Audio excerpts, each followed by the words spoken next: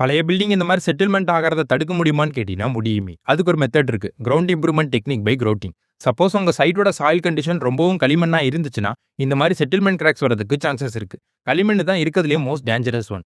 Ground improvement technique போறதுக்கு முன்னாடி கண்டிப்பா சாயில் ரிப்போர்ட் வேணும். இந்த மாதிரி கிரிட் பேட்டர்ன்ல பில்டிங்கோட உள்ளேயும் வெளியேயும் 4 இன்ச் டயாக்கு 1 மீட்டர் ஸ்பேசிங்ல 6 மீட்டர் டெப்த் வரைக்கும் ஹோல் ட்ரில் பண்ணி ரைசிங் டியூப் மெத்தட் மூலமா அந்த ஹோல்ல லைம் சிமெண்ட் பிளையர்ஸ் லறிய இந்த ரேஷியோல இன்ஜெக்ட் பண்ணும். பில்டிங்கோட அவுட்டர் ஏரியால இன்க்ளைண்டாவும் இன்னர் ஏரியால வெர்டிகலாவும் கிரவுட்டிங் பண்ணும். அப்படி பண்றப்ப கீழக்க சாயில ஸ்டெபிலைஸ் பண்ண முடியும். அது மட்டும் இல்லாம அந்த சாயோட லோட் கேரிங் கெப்பாசிட்டியும் இன்க்ரீஸ் ஆகும். இது ரொம்பவும் எக்கனாமிக்கல் அண்ட் எஃபெக்டிவ் மெத்தட். உங்க பில்டிங்கோட சாயில் கண்டிஷனுக்கு தகுந்த மாதிரி கிரவுட்டிங் மெத்தடும் மாறும். டேம் டனல்ல சீபேஜை கண்ட்ரோல் பண்றதுக்கும் ரோட்வே ரயில்வேல சாயில் ஸ்டெபிலைஸ் பண்றதுக்கும் இந்த மெத்தடை யூஸ் பண்ணுவாங்க. இதை பத்தின அவேர்னஸ் ரொம்ப கம்மி. அதனால இந்த வீடியோவை சேவ் பண்ணிக்கோங்க. அப்படியே உங்கள் ஃப்ரெண்ட்ஸ்க்கு வந்து ஷேர் பண்ணிடுங்க.